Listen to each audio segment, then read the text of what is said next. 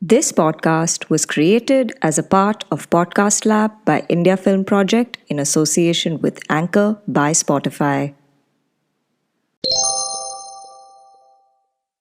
Well, writing to me is the state of being happy because though it is filled with anxiety, with self doubt, unpredictability, and lots of negative energy, when you face rejections, I feel writing is one of the only things that makes me really happy. I'm really in a very euphoric state of mind when I'm writing. When I mean, that's the best phase for me, because after that it is completely dependent on the publisher, right? Once you send your work, or the editor.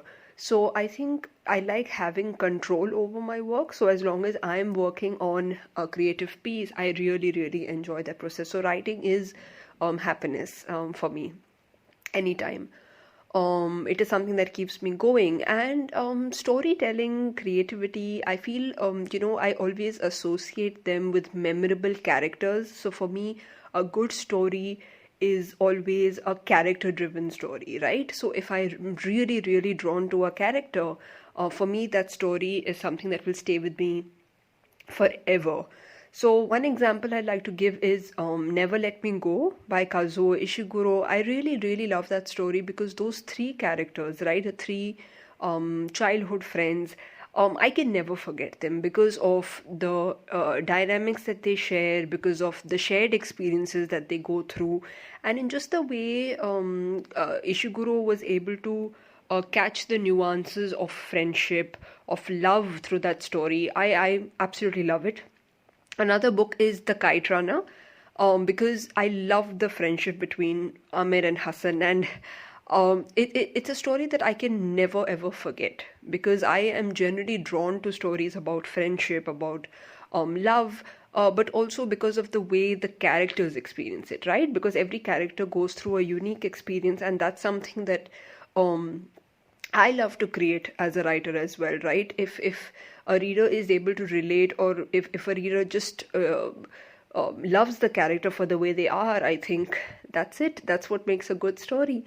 And creativity to me also means a risk taking, because unless you experiment, or unless you really go out there and probably write the dark, ugly stuff that comes to your mind, I don't think you are really trying to be creative. Because if you're trying to be safe, if you're trying to play according to the rules set out there, it might not be the best version of you, right? What I mean is, you have a certain potential, right? If you don't try, if you don't try to explore the depths of that potential, what's the point? So I think creativity also means experimenting, taking risks. So a lot of writers I speak to say that, how do I find my voice, right? How do I develop a style? But I also think it's a trap, because a lot of writers end up writing the same things over and over again, which is not wrong, which is not bad, but it just means that, you're restricted. You should write things that move you out of your comfort zone. You should try things or try genres that people might not know you for, right? It is definitely a risk, and it's definitely a personal choice, but I feel that is creativity.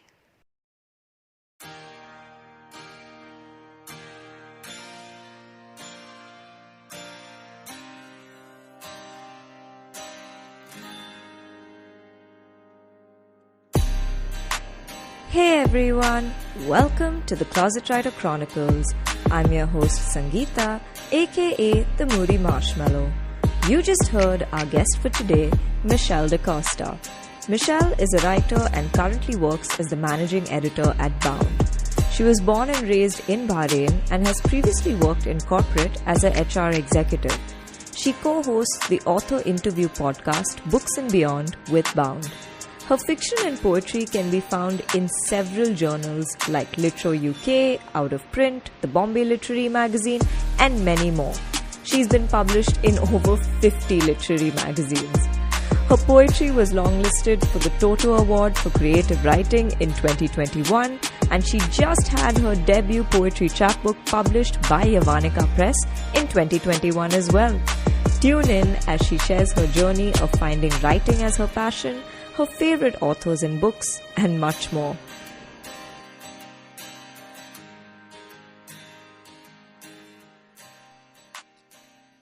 So, hey everyone, welcome back to the Closet Writer Chronicles. I have with me this week Michelle DeCosta. Welcome to the show, Michelle. Thank you so much, Sangeeta. I'm really excited to be here. And I'm really excited to talk to you. Just, a small disclaimer for the listeners. Well, not a disclaimer, but something I really want to share is that Michelle was actually one of my mentors when I was working at Bound. So this episode is really special for me. And I'm just so happy and grateful to be here talking to you. So thank you so much, Michelle, for being here. That's so sweet, Sangeeta. Yeah, it was really fun working with you too. So yeah, I think, just to kind of dive in, as I mentioned in your intro, you're the managing editor at Bound. You've been published in over like 50 literary magazines and whatnot. So I think just kind of really going from the beginning, what is your earliest memory of writing and realizing that, this is something you enjoy doing? Oh, wow. Okay. So that takes me on the stripped down memory lane. So actually, Sangeeta, people think I'm an avid bookworm and I've always been one, but it's not true. Like I got into reading quite late in life, like at least later than my friends, right? So earlier, when I was in the first grade or second grade, my friends were already reading. And I thought, oh my God, what a boring thing to do, But then once I got into it, there was no stopping. Right. So I think it was in my 7th or 8th grade, right? I was really hooked to these Goosebumps series by R.L. Stein. I absolutely loved them and loved them to an extent where I was in awe of the writer's capability to just, I would say, entertain the readers, right? And I thought, okay, I should be like this. And I was, I think, so obsessed at that point that, I started writing similar stories wherever I could, right? I mean, it could be like on a notepad, it could be in a book or whatever, but I remember writing similar stories, right, with monsters and, campfires and all of that. Oh, wow. Because I really wanted to have that effect on a reader, and because there were no, other readers or writers in my family. So I would say I felt that connect with the writer. There was a kind of, I would say, a very deep connection, like the writer and the reader has just through the words. So I wanted to have that kind of relationship with my readers. And I was so desperate to publish at that point. I remember I was creating small books of my own, like, just patching pages together and hoping that I could just give it to a printer and just to see my name on the, book jacket. So yeah, it's so funny if you think about it.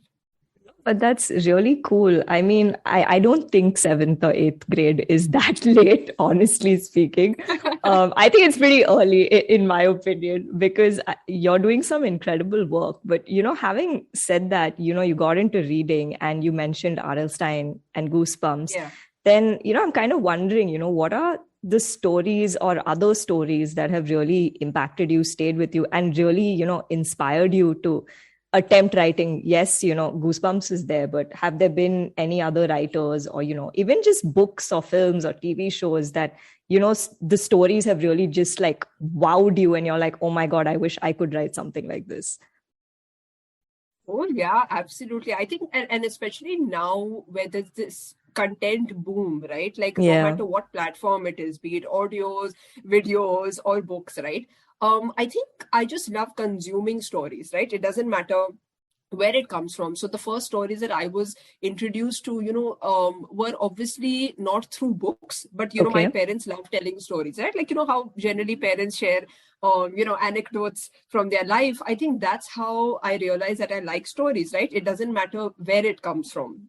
So they kept telling me stories about, growing up, and it was a very different life from, the life that I lived. So I really like knowing about people or their lives, which were different from mine, right? So for example, my father grew up in Mangalore, which was a very rural life. Like he was, he used to play outdoors, and I had a very indoor life. It was quite different. So I loved that. I loved, thinking from another character's point of view, for example. And the first stories that I liked were the Disney fairy tales that I watched. Like, I don't know if other 90s kids also grow up on that, but I used to watch them like back to back. Like every time I would have my meals, right, as a kid, I would watch them like Beauty and the Beast or Snow White, Little Mermaid, all of them, right? So, I think that's where I realized I love stories, right? It doesn't matter what format, but then of course the written word is an entirely different world. I started, really appreciating well-written sentences. And I think the first writers that I was exposed to, because our library had, for example, Goosebumps, Sidney Sheldon, Nancy Drew. Wow, those were the first stories that I was, exposed to. And then I remember reading The Namesake by Jupa Lahiri one day, and I wasn't really conscious of this her celebrity status. I mean, it's only now that I realize that she's a very well-known writer throughout the world, right? But what I loved about that story was, of course, though it was about a Hindu immigrant couple in the US, it was the first time I realized that yes, life is different for people who leave India, right? So my parents left and they came to Bahrain. I was born and raised in Bahrain, right? So until then, I kind of, took my life for granted, right? Like, I mean, that's what we do because that's our lived reality. We don't question it. We don't think, oh, there might be some struggle that my parents might be going through. I don't think, it comes naturally to kids because your parents do their best to give you that kind of life, right? But, that was when I read that book, for the first time I realized, my parents didn't have support. Like if you're in India, you're surrounded by people you love and it's easier. Right? I'm not saying it's very easy. Definitely parenting and working, 9 to 5 is difficult everywhere. I'm sure. But what I mean is that story made me realize that, immigrant stories or migrant stories need to be told, right? They are different. So that book, and after that, I think, I just kept reading whatever I could get my hands on, right? So I love contemporary work.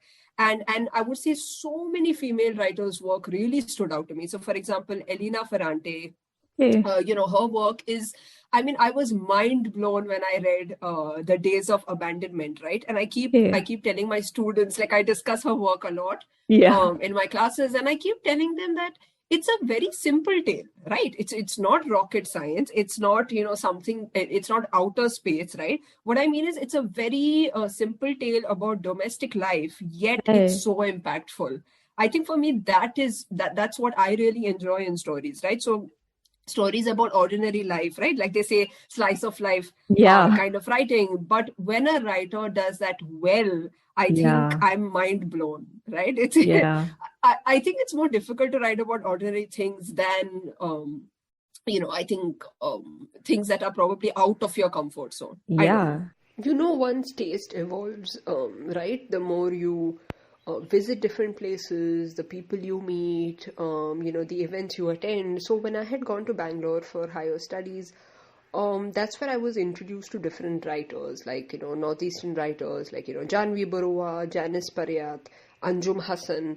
Very, very refreshing, interesting work. I think when I started reading Indian writers, more contemporary Indian writers, that's when I realized, that you can develop or build your own voice. Because, of course, while reading Western writers, you do understand how stories have evolved over the years, but then it's also kind of repetitive, right? So I prefer reading South Asian writers. I prefer reading African writers to help me understand how to, use our unique voice and blend it in your work. So, for example, Konkani is my mother tongue.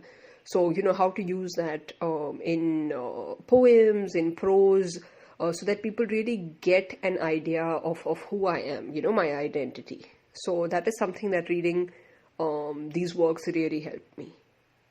No, definitely. I completely agree and resonate with that, because I think one story, and I keep talking about this, is like, for me, which really stayed with me, was Little Women.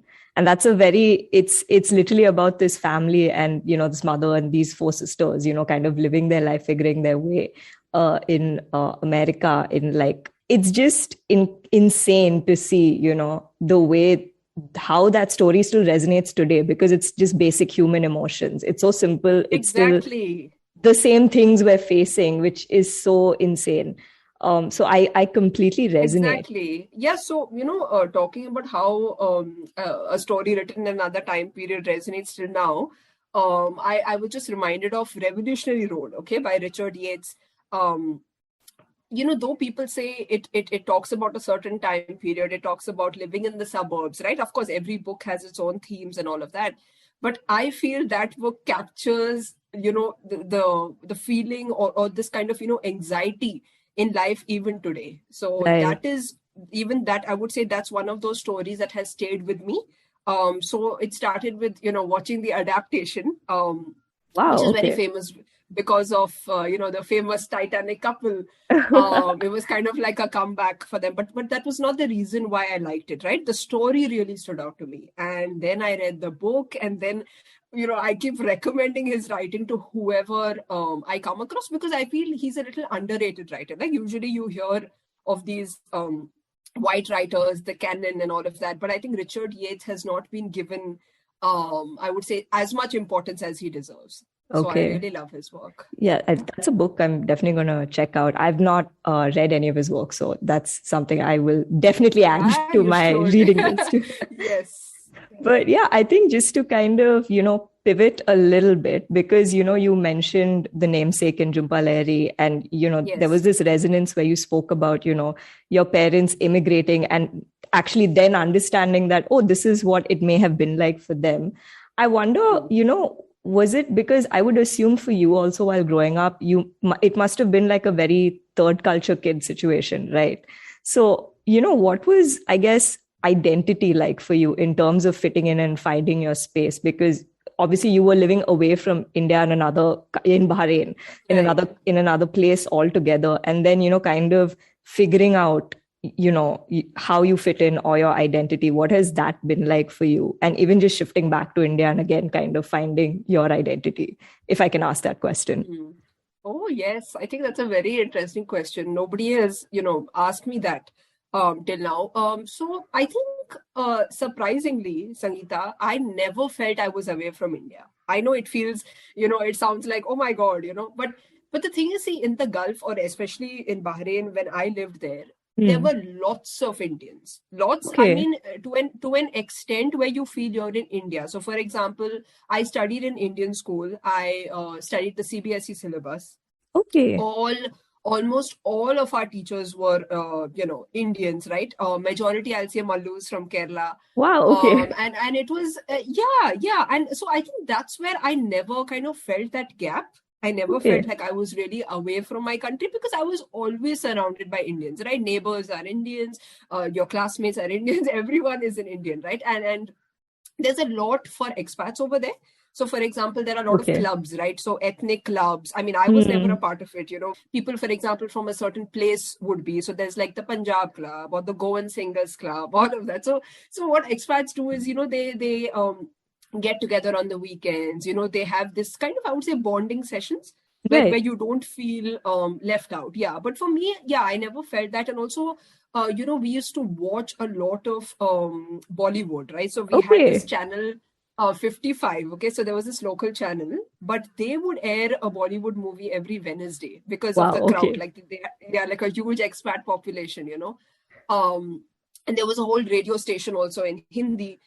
So the thing is, I felt so connected to it. Like I learned Hindi just by watching Bollywood movies, and Wow. Hindi, Marathi. They were things I studied in school, and people are surprised sometimes, especially I think Catholics. Maybe probably they don't speak Hindi as well, right? Yeah.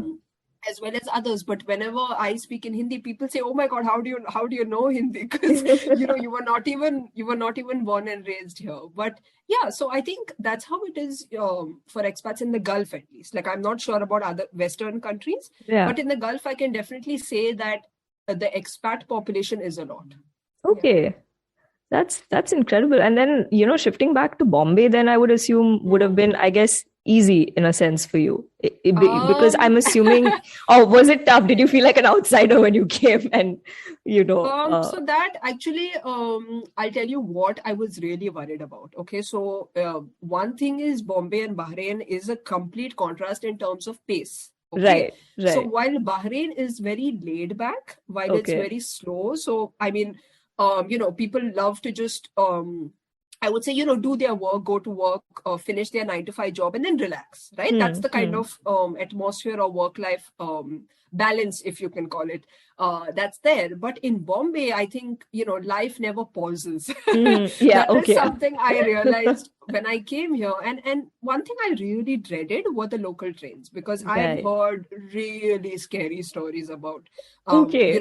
accidents that happen. Yeah, like even just like trying to board a train is really scary, right? So you Okay. might slip or you might whatever. Yeah. Like, I don't want to get into all those gory Yeah. stories that you hear, but the thing is, I dreaded that. Okay, but I didn't expect to make that shift, right? So Right. but I think a lot of people don't know that the Gulf doesn't give you citizenship despite having lived there for a lifetime, which is Okay. sad, right? Like, I mean, I can imagine, because they have such a huge expat population. They can't really give Yeah. everyone citizenship, but it is very different from the West. So in the West, Right. of course, you stay for a few years. There are certain criteria you need to meet, right? Yeah. But in the Gulf, it doesn't happen. So I knew that my parents were retiring. I knew they were leaving, and I didn't want to stay without family. Right. So when I was thinking about applying for HR jobs, which was a natural progression. I thought, okay, like after this, I'll have to go for HR jobs. But in a way, I felt that, if I don't take the plunge now, Right. when will I? Yeah. You always, you feel like, okay, let me just try, let me just see. And then I just came across this vacancy that Bound had posted actually on Facebook. You know how sometimes you're just scrolling mindlessly Yeah. on Facebook and other places. And at that point, Facebook was pretty active. So I just came across this, and I was actually in touch with Tara. She's the founder of Bound. Yeah. And I was in touch with her. She had published some of my interviews in Jotted. So we were in touch, and I just applied. I thought, okay, why not? Despite my fear of local trains and all that. Because, Yeah. the work, like my workplace was just 5 minutes away from my place in Bahrain. Okay. And Okay. over here, it is pretty much like the office. Bound's office was like at the other end of Bombay. And I Okay. had to like literally travel for like an hour or two Wow. to reach there.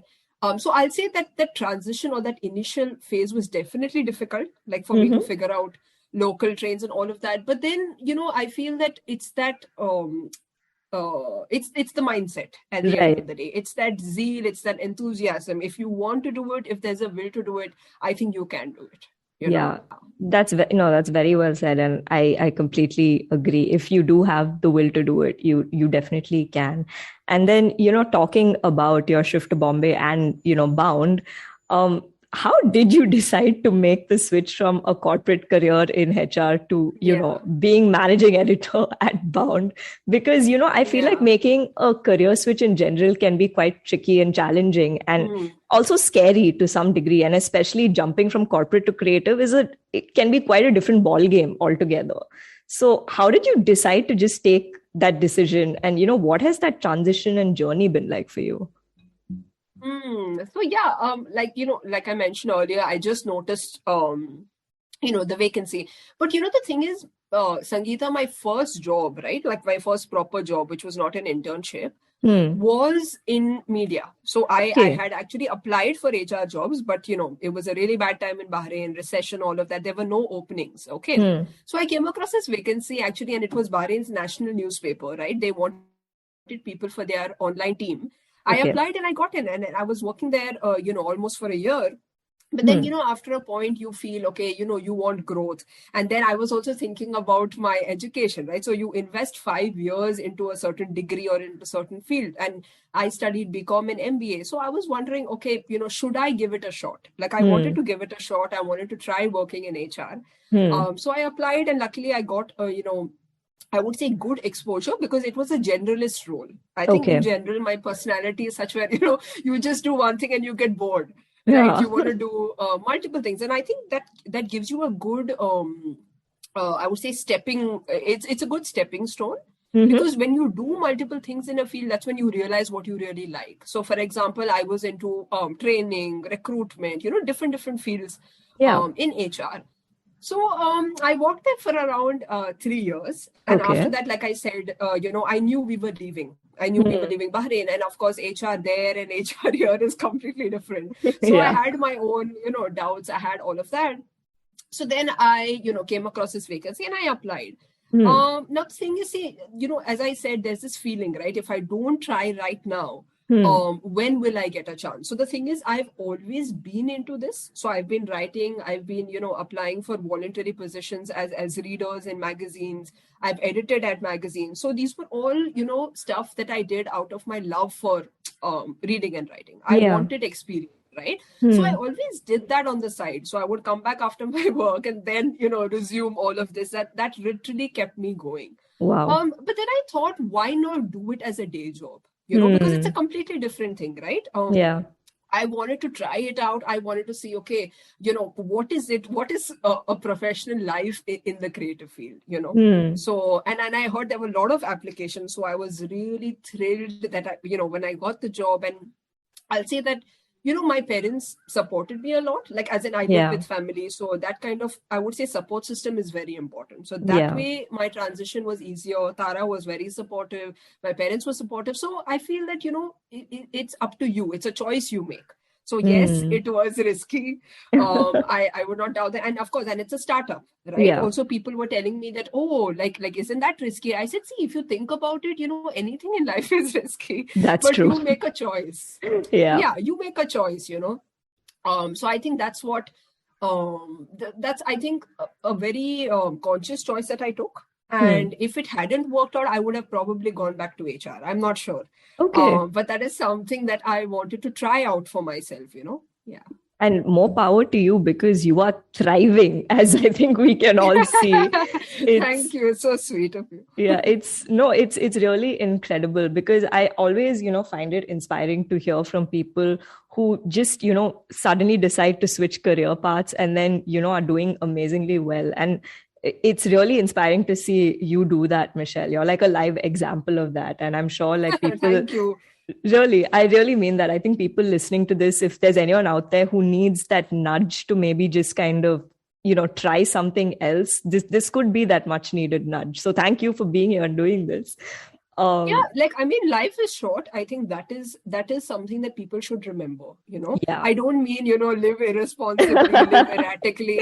No, that's not what I mean. But, do something that you love. Like, I mean, you don't want to, turn 50, 60 and then regret not having tried that. Yeah. Definitely. Oh, yeah, for sure. But, again, coming to that, because I would assume that now, because you are like managing editor, you're in this creative field, so to speak. I feel like a lot of people just think it's all glamour sometimes, and they don't realize there are a lot of other things that come with it. So, having said that, what are some misconceptions people have about being in a creative job? And have there specifically been any misconceptions about the work you do? Right. Yeah, of course. I mean, for me also, when I got into the job, I didn't know what it's going to be like, right? Because it was my first exposure. So something I figured along the way is that a lot of people think you need a degree in the arts, right? Like, I mean, in any field, right? You think you need to be qualified. But honestly, what I've noticed, especially in the creative field, it's more about temperament. It's more about passion. It's more about your willingness to learn, right? So another example that comes to mind is Sayantan Ghosh, who is the commissioning editor at Simon and Schuster India, right?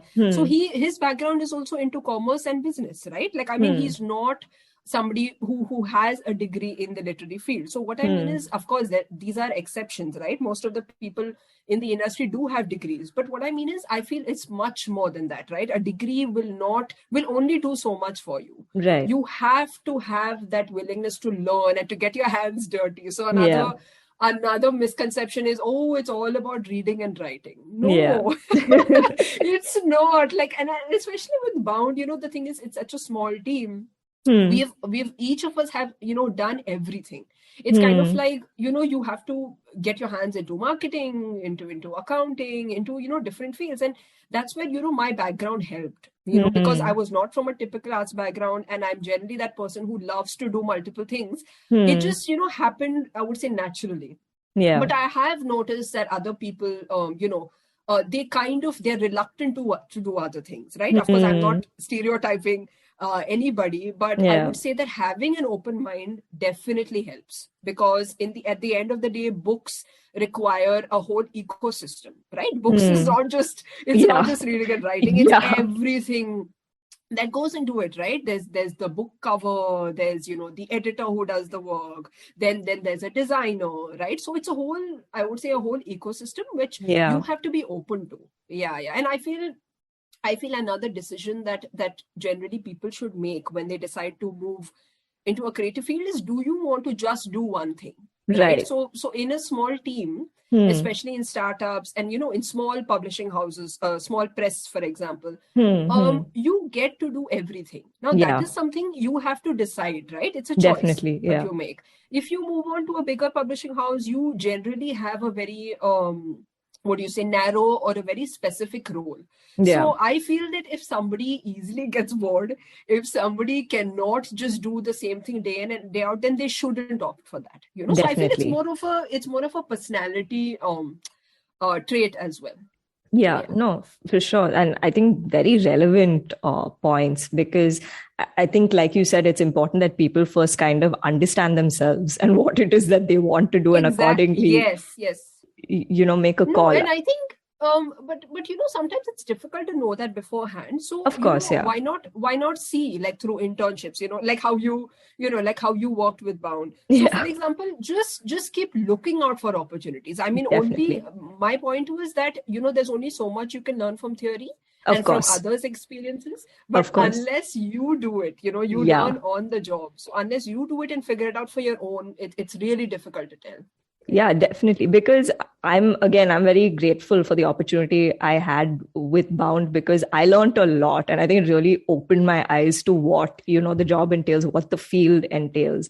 And it was great learning. So, like, again, like I said, thank you guys so much for being such great mentors.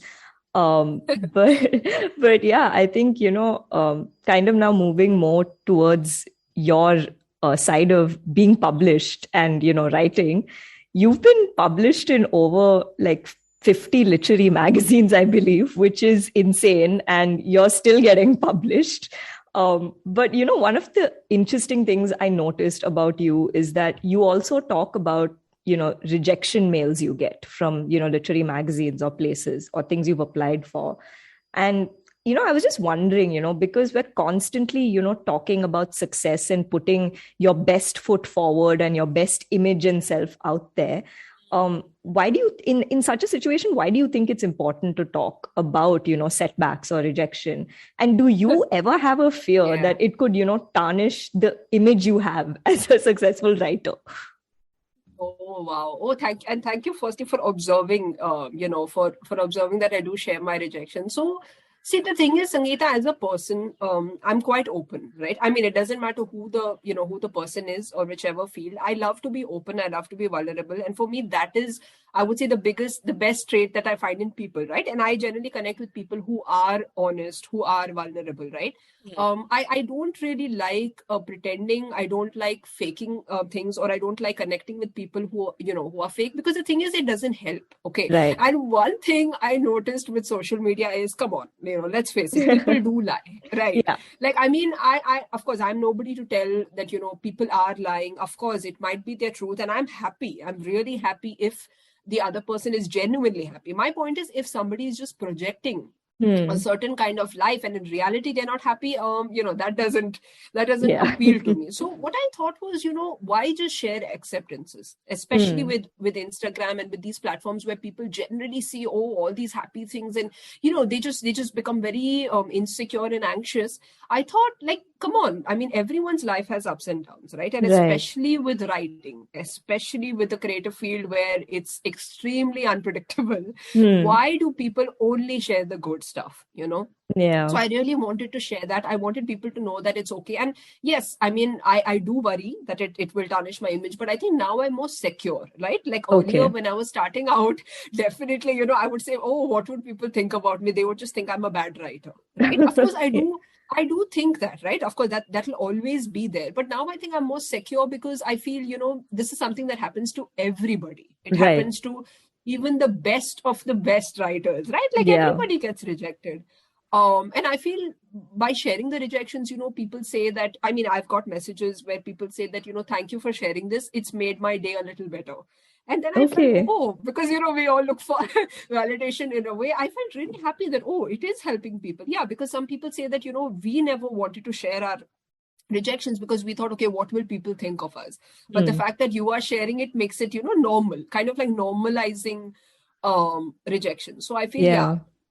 Yeah, no, and that's, I completely agree because I think just being open and talking about the setbacks really just helps. And I feel like, especially with writing, I've realized with the whole literary magazine scene and applying, it's almost like this open secret among writers that you will get rejected so many times before getting accepted. But it's so crazy, no one talks about it. It's almost like mental health, where it's like everyone's going through it, but no one's talking about it. Yeah. And the thing is, you know, I remembered a line that Riya Mukherjee had told me. So she's been very supportive, you know, throughout my career. She had said that you should send out something or submit something with the mindset that you are going to get rejected. So what I mean is usually people think or expect that they want to be accepted, right? So obviously when you get rejected, there's a disappointment. But she said a writer should never go with that mindset. So expect rejection. So when you get an acceptance, it's a bonus. Oh, I think that was a very, I mean, it's quite difficult Yeah. to practice, but Yeah. but it is something I feel that writers should do. It will be helpful. Yeah. No, for sure. That's very valuable advice. In fact, a fun anecdote that comes to mind is that Douglas Stewart, who's the author of Shuggie Bain and who won the Booker Prize in 2020, his manuscript for Shuggie Bain actually got rejected 44 times before it got published. And it's like his debut novel, which is insane. So I guess it just goes to show you, I mean, just take the rejection with a pinch of salt and keep going for sure. Yeah. No, I think there are lots of stories like that. So I recently, made this poster and stuck it beside my writing desk. So there's this writer I really admire. Her name is Esme Wei-Jun Wong. I'm not sure if I'm pronouncing that right, but she's a writer of The Border of Paradise. Okay. And she's also written the collected essays, schizophrenia essays. So now she's pretty famous, but there's a story where her first book was rejected by 41 publishers before being accepted by Unnamed Press, So I these reminders are very helpful because sometimes you feel you're alone. It is just I would say the weirdest thoughts come to mind when you get a rejection. But these are really good reminders. Yeah. Yeah, definitely. Much needed inspiration for, I think, anyone who's trying. But, having said that, you just got published recently. Your chapbook Gulf came out last year. What has that experience been like? Because, that feeling of, oh my God, I'm finally I'm published. I have a book out there, a chapbook out there with my poetry. Legit book. Yeah, which is insane because I think just that, must have been incredible. But seriously, what has the experience been like of just getting published, having your book out there? And has life changed for you after being published? Yeah, this is a really good question, Sangeeta, because this is something I was thinking about when my book came out. So it came out in August 2021, last year. Yeah. And the moment it came out, trust me, I was like, hey, my life is just the same. It was I would say it was a wake-up call because, I would say there's so much pressure, so much hype that writers face. Your debut work has to be this, has to be that. And, it has to come out I would say there's this craze with having your work before under 30. There's so much talk about it. And trust me, nothing changed. I realized that, this is just another stage in my career. Then you move on to another project. Then you move on to another project. It's just all in your head. Okay. And so, even though I'm saying that, yes, I would say it was a very big moment for me because I have received so many rejections for my collection, for my poetry collection. you know how bad it is for poetry, right? Like it's kind of the, the underdog. It's there's a hierarchy of work, and poetry, comes last, unfortunately, in India at least. So I tried a lot of places, a lot of rejections, and I had received acceptances, and then it didn't get published. Very, I would say, like, disappointments that came my way, which I didn't expect. Because mostly with poetry, it's small presses that do the work, right? So sometimes they shut down. So there's a lot of, I would say, a lot of other things that fall into place, right? But then obviously at the end you doubt yourself. You never look at these external factors. You always see, oh, maybe it's me, maybe it's my writing. So I was really happy when Yamanika Press accepted it. But one thing I wanted to share with everyone is, more than the fact of being published, right? What I enjoyed was the process of being published. So the editorial process, for example, Yamanika Press has 3 poets themselves, right? I mean, they write poetry in English, and they're good editors. So the thing is, I loved that process where they, for example, give me inputs on my poems, right? So they rejected several of my poems which I'd sent, and they asked me to send new ones. For me, that is most important. I wouldn't want an easy route where people say, oh, you're accepted, chalo, it's published in a month, right? I mean, I am constantly looking for growth. So more than the fact of being published, I loved the whole editorial process, from the acceptance to the publication, with working on my poems, with them, spending time and care, and really understanding what you're trying to do. You know, because every writer has a certain vision for their work, but sometimes it doesn't match with the publishing house, right? It's as simple as that. And another thing, what I liked about it was, so it's a chapbook that's published, right? A chapbook is not really famous in India, but it's more a Western concept. But what I really loved about that is, it's quality versus quantity. Definitely. Which is something I've learned over the years, right? You don't need to publish 100 poems which are mediocre. Probably pick your best. Pick 20 that are your best. So for that way, I would say it's like a portfolio which I'm really proud of, right? And I'll say that, like, I didn't have that wisdom years back when I started. I was really impatient to publish. Like I told you, right? When I was very young itself, I just, wanted to see my name on a cover. It's kind of that obsession that you have. So it's only with time I realized, okay, if you have a good work out, something that you're satisfied with, that is much better than just having, a workout for the sake of it. Right. So that way I can say it did work out, but it was quite difficult. I almost gave up on my collection. So this whole journey has taken 5 years, and I think the poems I've been writing for over like 10 years. So it's a very long process. Yeah. That's insane. That's incredible. But I guess it just goes to show, if you really like put in the work and you really go at it, then, someday there is, light at the end of the tunnel, and you might just get your chance, which you definitely did. Yeah, like, I mean, there's no guarantee. That's one thing you have to keep in mind. There's no guarantee. It can go either way. Of course. So, yeah. No, but it's, again, like, more power to you that you're really like going after your dreams, and, you're living them. And I'm sure this is just the first of many to come. I can't. You. I hope so. No, I really believe so, because knowing you, I'm sure there will be more to come, and I can't wait to see what comes out.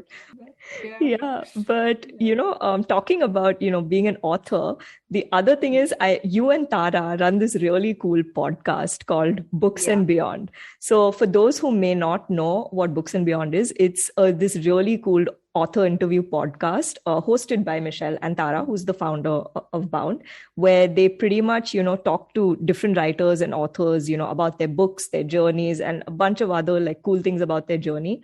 And it's insane, because you're on your 4th season now, and Books and Beyond is now in the top 1.5% of podcasts globally, which is insane. Yes. So, and I believe it's been about 2 years or a little more, I think, since the podcast started. So, what has it been like, just, from getting this idea of like, hey, let's do something like this, and actually executing it, producing season 1, and now coming to like season 4 and being like this top globally heard podcast? What has that journey been like, and how did you get the idea of starting this? Oh, wow. So the thing is, as I told you, I've always been into author interviews, right? Tara loved the print interviews that I had done of authors. I used to just publish them on my blog, then they were published on Jotted and other places. Hmm. So the thing is, I had this curiosity, I had this fascination to speak to other writers, right? Because you only learn when people share. Like I said, I love vulnerable conversations, right? It's like a real talk that you have with writers. So when I joined Bound, we started talking, and then Tara had done a lot of research on podcasts, right? Because podcasts back then was a very, very new thing, right? It's not something that people were quite aware of. Nowadays, of course, it's more popular. But back then, there was nothing, right? So she'd done a lot of research. We started talking, and we realized, we have this shared passion for books. Right, it boils down to that. It boils down to how much you're willing to I would say invest, right? Your time, your effort, your money. So that's something we realized we both love to do.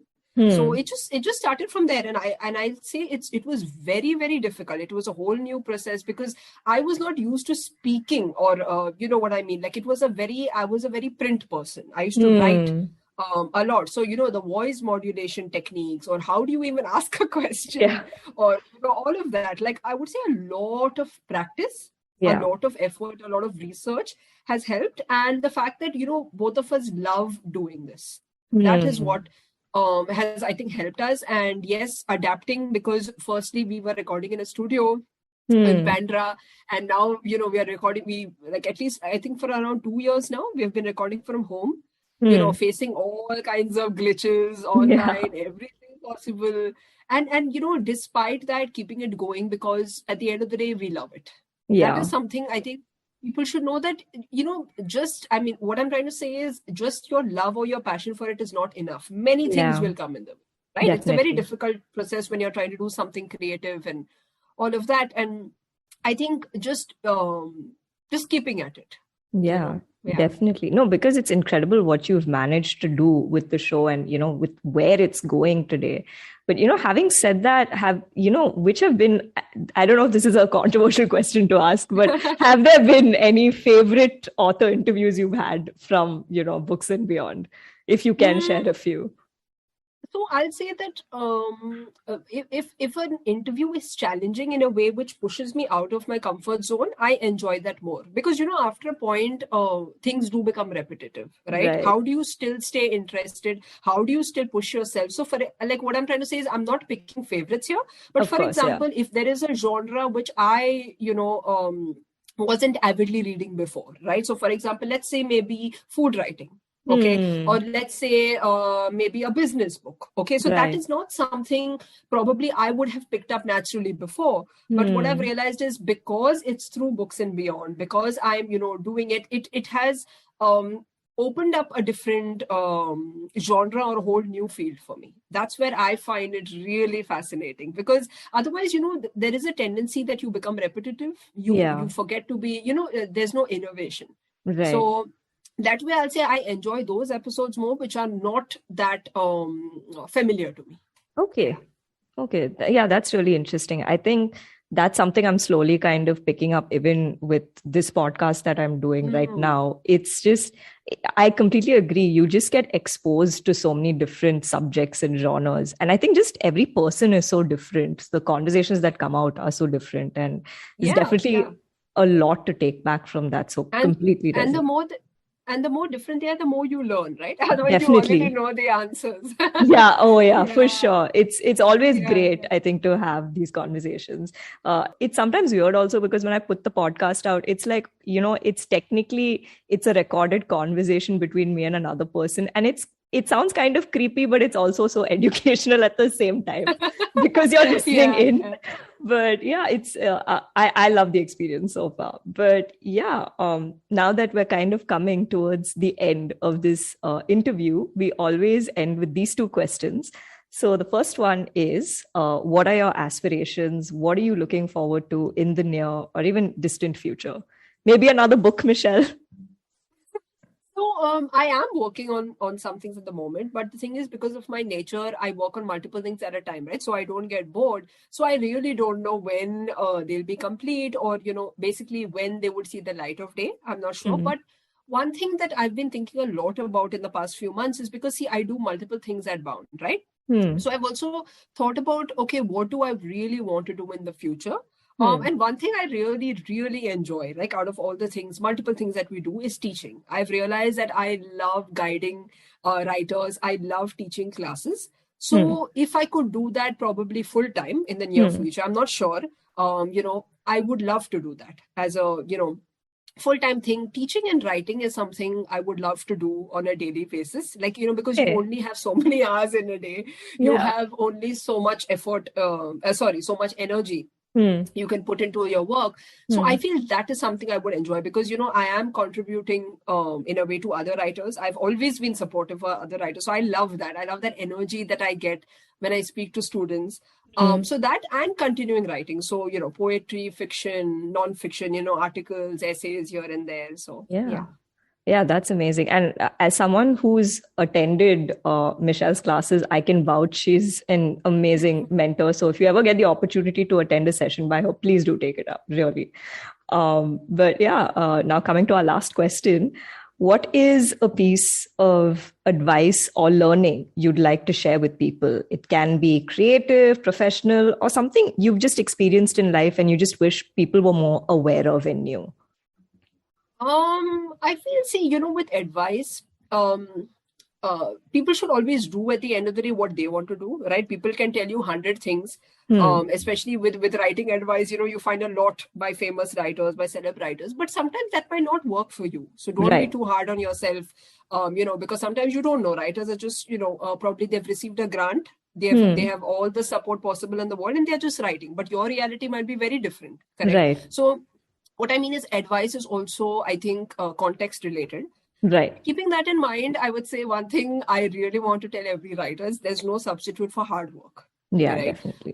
There are no shortcuts. And the reason I'm saying this is because I've realized, especially now with our, generation of going viral, of having things which are relevant for the moment, might not stand the test of time. Right. It kind of adds to your impatience. So if you're an impatient person in general, it adds to it. Okay. So I feel hard work is something that cannot be substituted. Yeah.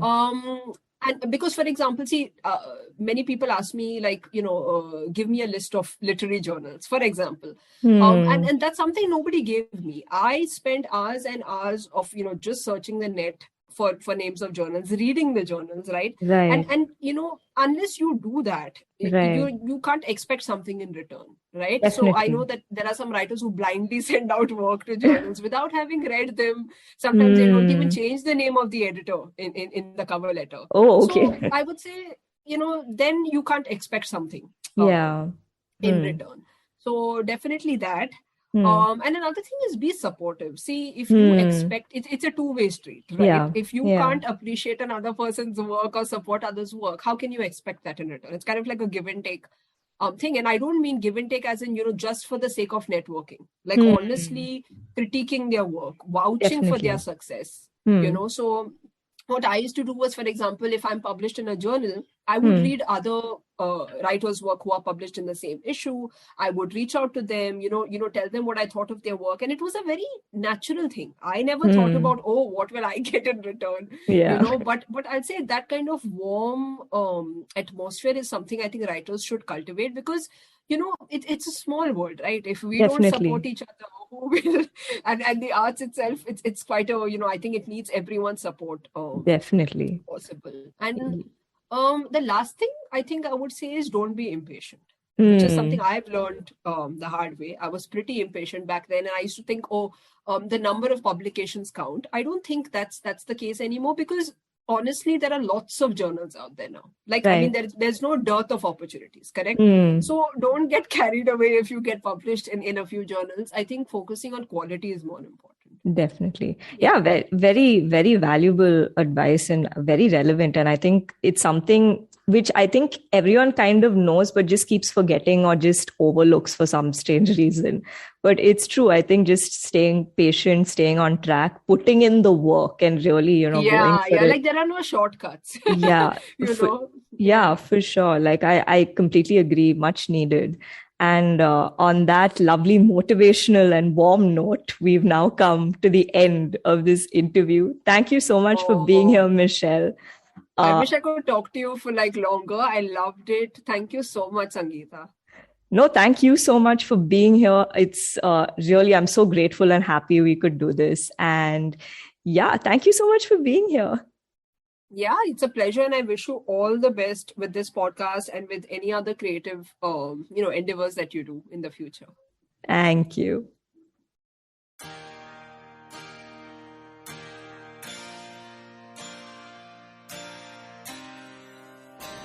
So that was my conversation with Michelle DaCosta. I had a lot of fun recording this, and I loved how honest and vulnerable that conversation was. Closing this episode with an excerpt from a short story written and narrated by Michelle. I hope you enjoyed the show, and I'll see you next week with a new guest and a new chronicle to share. Talk soon!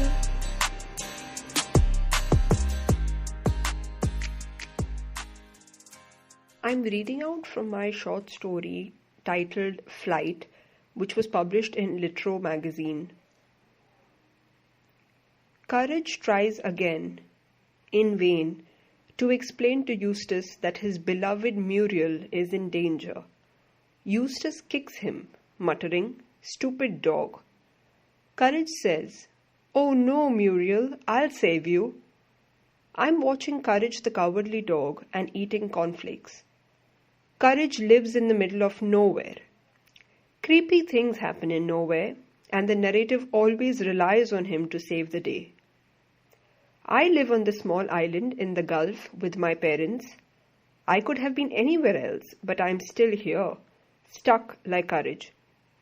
I used to love how Courage always saves the day, saves his family. But I don't think I do anymore. What if Courage could be free from the burden? Muriel and Eustace would be just fine without him. He could walk away anytime he wanted. But no, dogs are loyal, and so are daughters expected to be. Birds are not. We had birds before. I loved them a lot and took care of them. I opened their cage to test their loyalty. I was a fool. But they deserve their freedom, I guess. Eat your cornflakes before they get soggy, Mom yells from the bedroom. Our living room is flooded with tube light even though it is 8 a.m. Dad and Mom have forbidden me to open the curtains, for perverts lurk everywhere. They stare into homes at young girls using binoculars. Dad has left for work. Mom is almost ready. Her driver will arrive soon. Mom and Dad are hoping I land a relaxing job here after I finish my bachelor's at the university. They don't want me to go through the rigmarole of Indian transportation just to get to and fro from work. I can feel Mom run around the house getting ready for work, but I know her eyes are on me. I finish up the cornflakes before she leaves. She's happy. As a good daughter, I do things to keep my parents happy. Mom watches Savdhan India almost every day and makes me watch it with her. And every single time she says, "Thank God we didn't send you to India. See what happens there." I'm still not allowed to go to the theatre with friends. She says before leaving, "Don't watch TV too long. You have to study, you know, right?" When the lock clicks, I wait for like a minute before I change the channel to Star Movies. I remember to change channels twice before switching off the TV because I know Mom checks the previously viewed channel always. We don't have internet at home. I don't have a mobile phone, but I do read Sidney Sheldon. I switch on my PC and play the free Kellogg's PC game. I toggle left and right to get the milk in the bowl. If I miss, I lose a point.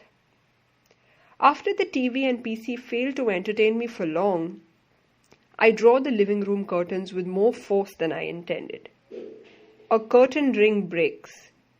I slap my forehead at my stupidity. I pick up the fallen ring and look out. No one's looking at me. I look down at the vegetable shop opposite our building. A housewife bends over the array of veggies on display. She holds a brinjal, inspects it, puts it down and inspects another. While her husband is out at work, what could she be doing at home? Her husband could have left her and the kids in India, but he got them here. Thoughtful of him. Many husbands can't afford to keep their families here and leave them back home. And what do these lonely men do to keep themselves occupied?